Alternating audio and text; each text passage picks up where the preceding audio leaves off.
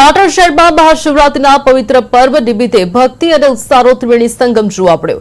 શ્રી પંચાલ જ્ઞાતિ મુજબ કહી શકાય કે મંડળ દ્વારા ખાસ સંચાલિત શ્રી પંચાલેશ્વર મહાદેવ મંદિર પરિસર ખાતે 103 વર્ષથી ચાલી આવતી પરંપરા મુજબ આ વર્ષે પણ ભવ્ય મહાદેવજી શોભાયાત્રા અને ધાર્મિક કાર્યક્રમો યોજાયા। વહેલી સવારે નવીન ધ્વજારોહણ સાથે કાર્યક્રમની શરૂઆત કરવામાં આવી। બપોરના સમયે તેજસ્વી વિદ્યાર્થીઓને પ્રોત્સાહિત કરવા માટે ઇનામ વિતરણ સમારોહ પણ યોજાયો। સાંજના સમયે મહાદેવજીની ભવ્ય શોભાયાત્રા પાટણના રાજમાર્ગો પર નીકળી હતી, જેમાં ભક્તોનો અનેરો ઉત્સાહ જોવા મળ્યો હતો। પાલખી દર્શન માટે લોકો રસ્તાની બંને બાજુ ઉમટી પડ્યા હતા।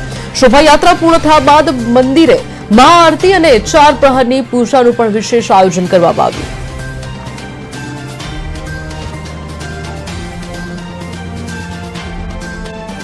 हमारे आज 103મી શિવરાત્રિના મંદિરો પંચાલેશ્વર મહાદેવ ઉજવાય એમાં આખો અમારો સમાજ એકત્રિત થઈને સવારે બધા ફરાર કરી મંદિરમાં નવીન ધજા ચડાવવામાં આવી। ત્યારબાદ બપોરે વિદ્યાર્થીઓને ઇનામ સારા ટકા લાવવાને ઇનામ આપવામાં આવ્યું।